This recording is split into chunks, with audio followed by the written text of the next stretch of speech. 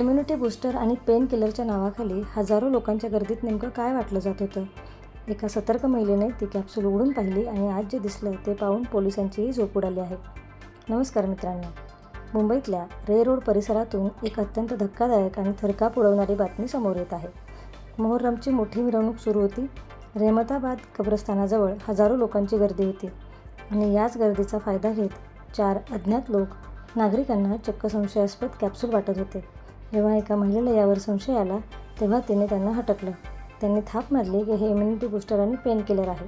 मग महिलेने न घाबरता थेट एक कॅप्सूल फोडली आणि आत एक फिक्कट रंगाची अत्यंत संशयास्पद पावडर आढळली.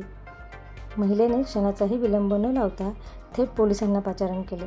पोलिसांनी तातडीने कारवाई करत एकाला बेड्या ठोकल्या आहेत. पण मित्रांनो, इथूनच खरा थरार सुरू होतो. कारण प्राथमिक माहितीनुसार या गर्दीतील अनेक नागरिकांनी या कॅप्सूल आधीच खाल्ल्या आहेत. काही जणांना अचानक उलट्या आणि जुलाबाचा भयंकर त्रासही सुरू झाला. या कॅप्सूलमध्ये नेमकं होतं तरी काय? ते ड्रग्ज होतं, विष होतं की यामागे काहीतरी भयंकर आणि मोठा कट शिजत होता? फॉरेन्सिक लॅबचा रिपोर्ट आल्यावरच यावरून पडदा उठेल. पण त्या एका धाडसी महिलेमुळे कदाचित मुंबईतला एक मोठा अनर्थ टळला आहे. नवनवीन बातम्यांच्या अपडेट्स सर्वात आधी मिळवण्यासाठी आमच्या मराठी न्यूज लाईव्ह या चॅनलला सबस्क्राईब करा व बेल आयकॉनला हिट करायला विसरू नका.